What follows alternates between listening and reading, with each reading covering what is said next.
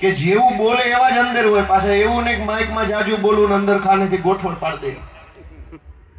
સહેજ હાચા જુવાનિયા હામાં આવ્યા હતા તો કાં આટલા બધા પર તકલીફમાં આવી ગયા બીજેપી વાળા?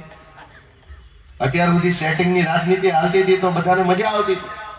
હાચા દિલથી બાંધવા વાળા, હાચા દિલથી અવાજ ઉઠાવવા વાળા, હાચા દિલથી ખેડૂતો માટે લડનારા લોકો આવ્યા તો પડી ગઈ તકલીફ.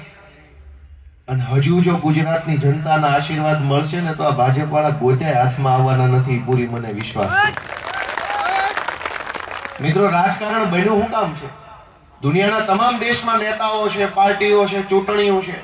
આપણા દેશમાં પાર્ટી છે, નેતા છે, ચૂંટણીઓ છે. શું કામ બનાવ્યું છે આ બધું? દુનિયાના બીજા દેશોમાં ચૂંટણીઓ આવે, નેતા જીતે, પછી કામે વળગે છે. આપણા દેશમાં તો શું છે કે ભાઈ ચૂંટણીઓ આવે, ભાજપ વાળા જીતે અને પછી કોન્ટ્રાક્ટે વળગે, કામે નથી વળગતા. ચારો તરફ મારો કોન્ટ્રાક્ટ, તારો કોન્ટ્રાક્ટ, કટકી ખનીજનો કોન્ટ્રાક્ટ, રોડનો કોન્ટ્રાક્ટ, નાળાનો કોન્ટ્રાક્ટ, ગટરનો કોન્ટ્રાક્ટ, કેમેરાનો કોન્ટ્રાક્ટ, ડીઝલનો કોન્ટ્રાક્ટ, બસનો કોન્ટ્રાક્ટ.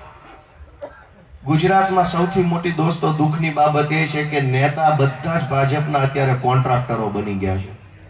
કોઈ નેતા જનતા માટે કામ નથી કરી રહ્યા. આપના પોતાના પ્લેટફોર્મ લલકારને લાઈક કરો, ફોલો કરો, સબસ્ક્રાઇબ કરો અને શેર કરો.